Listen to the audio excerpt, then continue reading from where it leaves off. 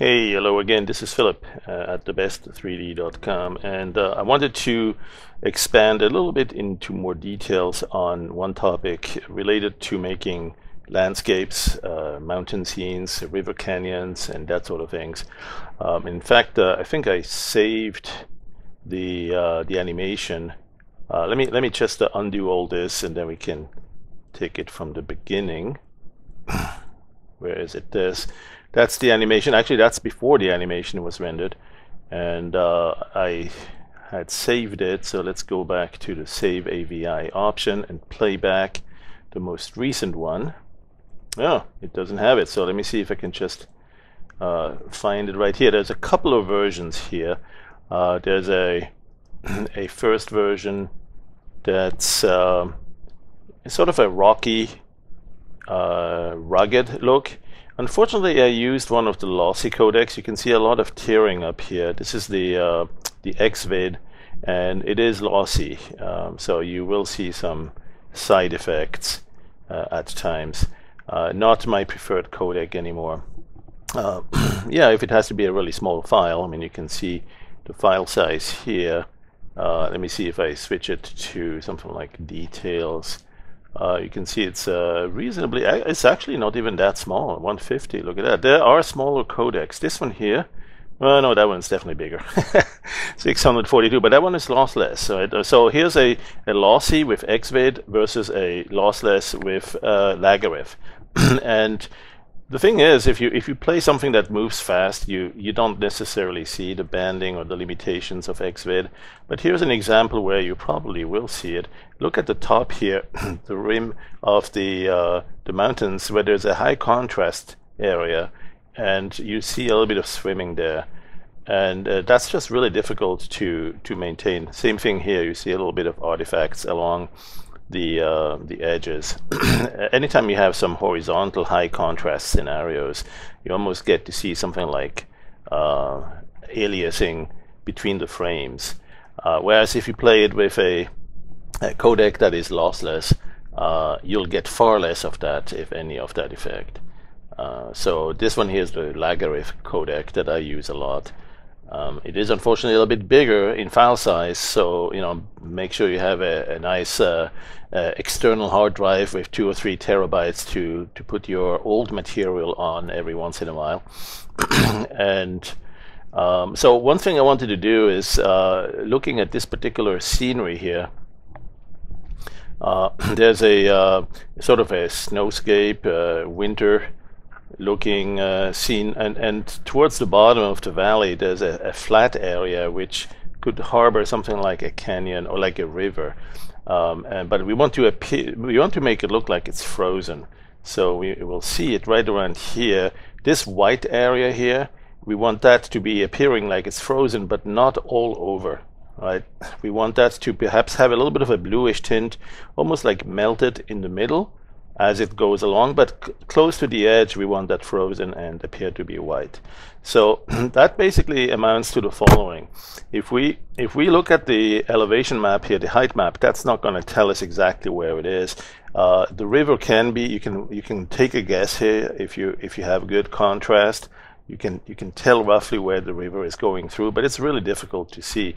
However, if you did go into 3D Designer and rendered it, you will have either with the fog, the ground fog, or just the texturing, you will have probably obtained a little bit of a better impression. Let me middle click on this here to get it rendered again, and then just kind of backtrack out a little bit and a little bit over here to the side. So you can see here is that river, right? Here's that lowest area, and it's making a little loop here that kind of almost looks like a lake scenario here. So this thing here is what I want to change, and the color that we get here is actually a function of not just the color on the texture to begin with, but also the color of the fog that fills in based on the elevation, the ground fog. And you can make it go over or under, so you have some range to play with here. But whichever it is, you have this white zone, and what I'd like to do is change it so that it has a bit of a bluish tint on the inside, and not a sudden crisp transition, kind of a little bit of a soft transition as it appears to be frozen along the edges of the riverbank, right? So here's how we do that. We look at the texture. I stored away the texture. I'm going to restore it here. This is the texture map that that we have for this, and this area here is what I was looking at from the camera. Around this area, I was looking into this zone here.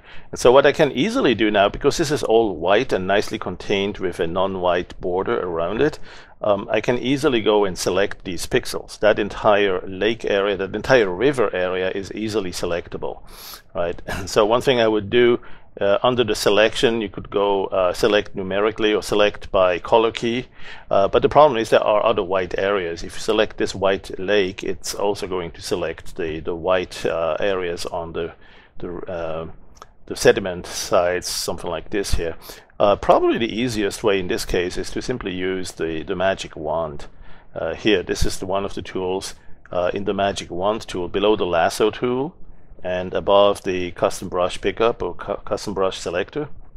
Let's use the magic wand and simply click here inside the river, and I will select anything that is the same pixel, and you can give it a little bit of tolerance to say it's okay to go out by 1 or 2 pixel variants or color variants. But if you want it very precise, this should probably do the trick. You notice that it's also tinting in pink anything that is not selected. That's because I have enabled that here, the overlay alpha. If you uncheck it, then you'll just see the marching ants. But if you do work with selections a lot, I would recommend also enabling overlay alpha.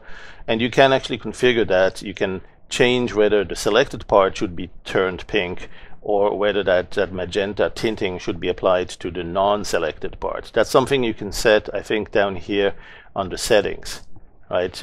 Probably under interface or GUI, some here, invert alpha highlights color. Right, so if you do this, now you see it's showing the pink part for what is selected. So that's just a preference you might have as to how you want to actually show that. So we have selected this thing. Let's first of all store this. This selection might be difficult to have. You know, if you spend a lot of time to create a selection, you might want to store the alpha every once in a while, just like you store animations or you store images like these guys here. You can store the alpha plane or the alpha mask, and you can work with it, or you can restore it or combine it with other stored copies or other current alpha channels, that is. So this is something that you might want to do. But the next thing we want to do, obviously, is to fill this in with blue, but not the whole area. We're going to make it look like blue inside the center line of the river, but it's going to have to fade to the original white color. So what we can do is simply shrink the selection, shrink it so it goes inward and keeps only small portions of it, right? Some small part of the channel. And then we may want to blur it a little bit too. So this is how we work with alpha. First of all, we'll shrink the alpha, and maybe by 2 or 3 pixels. See if that's big enough. We might want to go a little bit further, so let's shrink it one more time. Shrink alpha some more, maybe another 2. There you go. And what's nice is that you see some areas are starting to become islands. This white part here is big enough that it will still show some melted water, whereas around here it's too narrow and it's frozen all over. Right, that's the idea. So now we need to make that white area blue. First of all, let's go store that again. We can actually store it here. We don't need this original stored copy anymore. We can just get alpha. But I would say this original might be a good one to keep handy. So let's go selection and store again, store alpha. And so now we have a stored copy of this one. That's the one with a more narrow definition of the selected area. And so some islands and some broken up parts will appear. Now we could go and fill this in blue, right? We could go with the fill tool, and in fact the fill settings would be recommended, so you can decide if you want just a plain color, and then what color are we talking about. You may want to move these guys out of the way and select one of the blue colors in your color selector, something like this, and also make the color fill mode either whatever you want. There's a couple of different ways to modify it. If you click now, it will fill it in blue, but only this particular island. So you may need to go and select that into a couple of areas here too. So that's one way to do it. I would probably want to add a little bit of structure to it though. So perhaps a pattern fill might be advised, especially if you have some like these guys here that show, when you click it, you can see it tile. It shows a little bit of waves, or maybe something like this. There's all sorts of patterns that might be evoking some, you might imagine seeing some things like ice or bumps or cracks. Even the dry mud. Where is it? This one here. Even that one will be interesting on blue because it will look like cracked ice. So you might want to do something like this here. Let's select this one, right? And then say pattern fill instead of plain color fill. But we already have the color in blue. So what you could do is just multiply to that, or screen mode, and kind of combine the two together that way. Now that's a little bit too bright, perhaps. So what you could do is just fade the last action. That's the interactive undo. You have that in a couple of places. You also have it here under filter, the first option, fade last action, same thing. So let's do that again. Perhaps instead of screen mode, we'll use multiply mode, but again, still in pattern fill, and fill in here one more time. Actually, now it's just filling in this area. You got to give it a little bit of tolerance now. Probably something like 10 or something like that, so it goes out. And again, perhaps fade last action to not to do too much of that, just have a little bit of that impact. So that's one way to add, but it's still too crisp. You see, we have a very crisp transition from where the selection was and where the non-selected area started outside of the river. And that's really just a little bit too crisp and too harsh. So one thing I'd like to do is actually go back all the way to before I filled this in blue, and start with something like that. In fact, if it's too many clicks or undos away, one thing you can do is go to that stored alpha that we have here, right? And then simply replace the alpha, at least the selection mask. We didn't actually change the selection mask. What am I saying? Forget what I just said. What we want to do though is we want to blur the selection, right? So we don't have this very crisp pixel level or pixelated transitions here. We want to have a little bit of a smoothing or blurring on the selection mask itself. So we'll go here and either do the Gaussian blur alpha or the box filter alpha and adjust it there ever so slightly. And so that will give you sort of a smoother transition on the riverbanks. That's why first we needed to shrink it a little bit so we have some room to grow, and then we can kind of do a transition on that. So now if we apply the blue, the color fill, for instance in plain color mode, blue, fill it in there, you get that blue to go and gradually transition to a non-blue condition. And if you clear the selection, or if you turn the alpha overlay off, you can see what that did. The color actually goes from a solid blue to a solid white, with a nice transition in between, as permitted by the alpha selection mask. So you actually don't need the overlay alpha to do the fill, but it still helps. It helps to recognize where do you still potentially have some areas that didn't get filled. This is all good. We have a nice riverbed with some gradual frozen parts there. Of course, you can also paint over that if you want a little iceberg there, or you want to show some footprints from a polar bear or some tracks from a panzertank or something like that. You might have all sorts of other ideas of what else might be showing there. Paint some houses or some road tracks and that sort of things. Maybe put a little boat here that's docked. That's really where you want to start painting or stamping down some images that you have in your custom brush. I'm going to go with just a little bit more here on the material. I'm going to go actually with the patterns that I had first. This one here, the brushed appearance. And I'm going to go still in pattern fill mode, but with multiply. Yeah, let's keep it in multiply mode. And then when we do this in multiply mode, it's going to make it a little bit darker. And then we want to not have it that much, so undo this a little bit, so we just get a little bit of structure there. And that structure is mostly in the coloring. If we wanted to, we could also apply it to the elevation map, right? The mask is perfect. It's right there in the same places where the mask should be for the elevation map. So we could probably just place it, just keep it there as well. So let me do that. Let me store the image that now has the river, right? This is the newly stored image with the color map. This is for the side-by-side comparison. This was a stored image before, and you can see now we have some bluish tint there. It might be too dark. Maybe you like to have it a little bit brighter. In fact, you know, kind of like glacier blue. When you look at late summer, the glaciers are melting. The water is all kind of milky light blue because of all the material, the rocks that get grinded by the glaciers. You might want to actually show that kind of coloring here too. So another way to do that is perhaps try one more here, perhaps the screen mode. Click on that and have it again, not too much of that, but still have a little bit of structure there. That looks like there's maybe some wind generated patterns, some waves or something like that.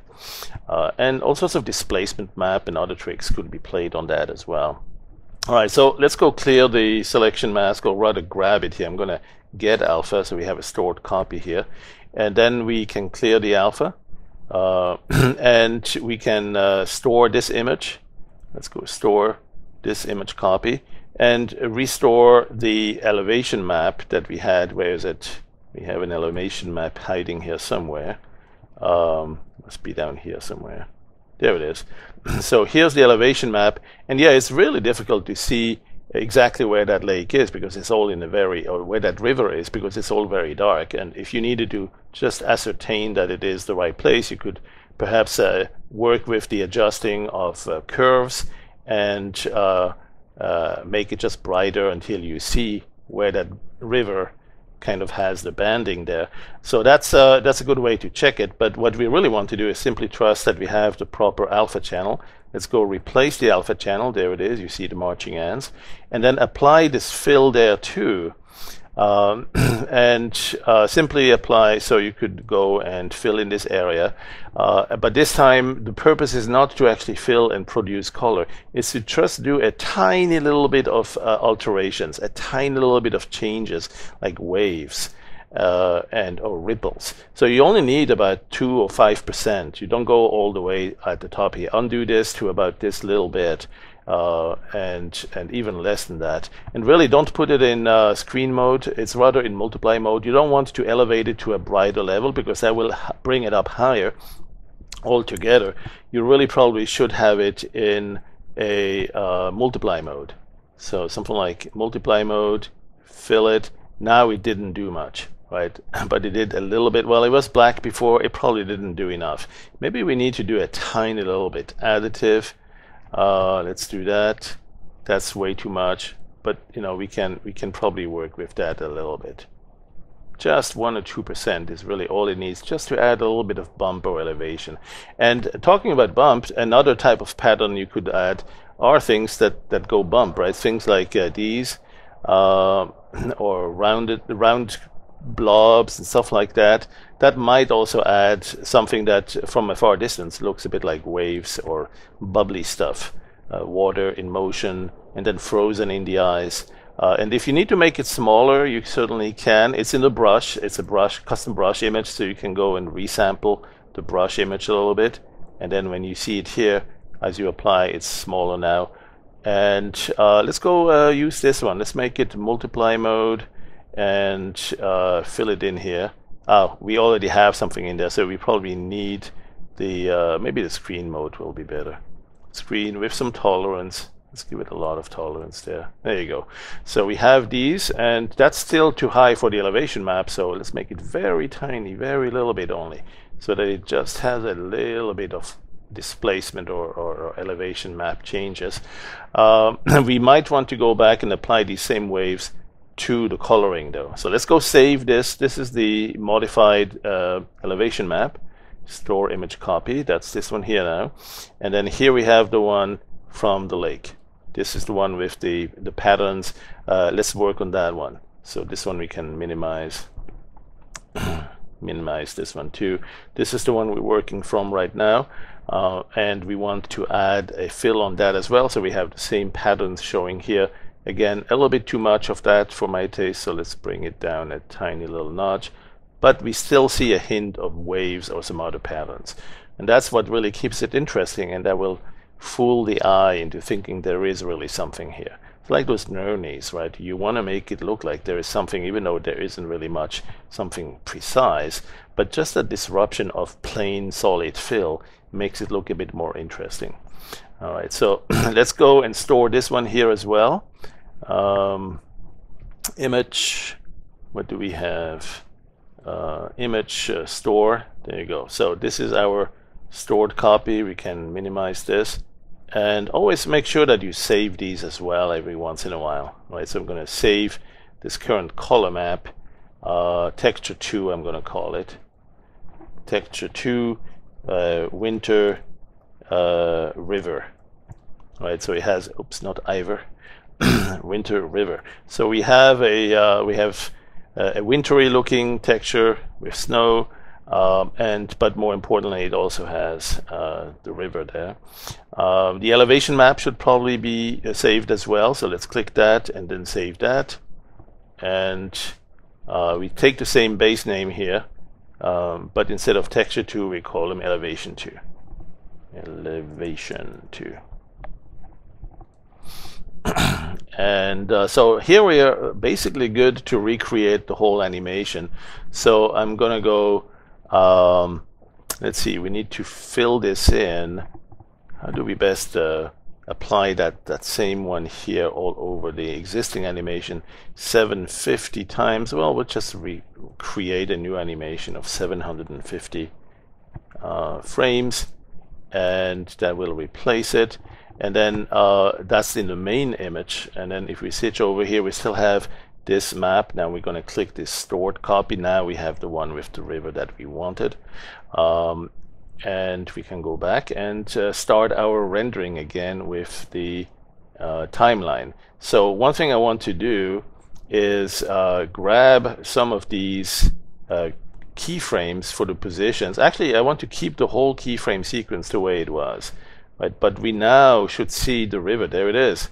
As we go over here, we see a little bit of that bluish appearing there. And so we can do the exact same animation, but this time with a different detail on the texture map. And so that was the purpose of this exercise. One thing we could also do, if we want to just show a slightly different impression here, is perhaps enable some other features, fog, distance fog, move the clouds around a little bit, move the lighting. So at this point I might go perhaps, where is it there, scale. Oh, I'm way too close on the ground here. Let's move away from it all. There you go. There it is.